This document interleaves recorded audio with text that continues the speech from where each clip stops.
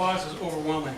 Mr. President, fellow Toastmasters, welcome guests.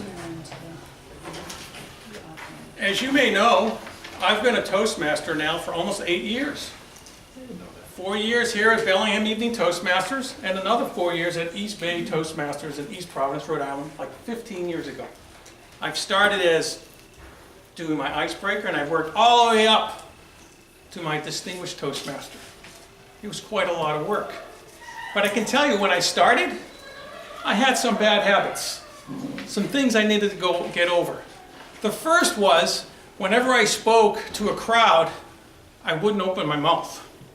It was really weird. It was like I was practicing to be a ventriloquist or something. And I didn't notice it until I watched a film of myself giving a speech. People would say it, but it wasn't real till I watched a video. That's why it's good to watch your videos. The second thing I used to do is I used to get really bad cotton mouth, very dry. You couldn't tell, but I could. If you ever watched the speech I did on the prunes, which over 1,800 people have watched for some reason, if you watch it towards the end, the last 3 minutes when I actually eat the prune, 3 minutes later I'm still eating the prune because I have no saliva. And that used to happen to me all the time because I would get very nervous, and I had to work on that. And the third thing that I used to have a problem with was I had so much energy, I was like the Energizer Bunny.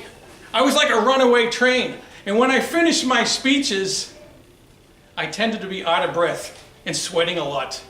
And I got, especially if I was running out of time, I would speak really quickly and I wouldn't communicate, and I realized that that's a problem. But through my Toastmaster experience, I worked on all those things and I have improved dramatically on them, although I sometimes will revert back to them. But every year I have a goal. And this year I have a new goal. There's something that I feel is really going to help myself that I wanted to share with you, because you may also have this issue. A lot of times when I present, and you may have noticed this before, I don't breathe. I have these thoracic breathing, not diaphragmatic. So my goal this year is to try to speak with a more diaphragmatic breath than a thoracic breath. Because when you breathe up here, short breaths, you tend to tense your vocal cords, and you actually stress yourself out, and your voice is very weak. You can't present in a very strong manner, especially if you're trying to project your voice. However, if you speak more diaphragmatically from your stomach, your voice comes out much fuller, it's stronger, and you can present your message much better. And also, it actually will relax you, and you'll be able to speak in a more controlled manner, and you'll be able to use pauses.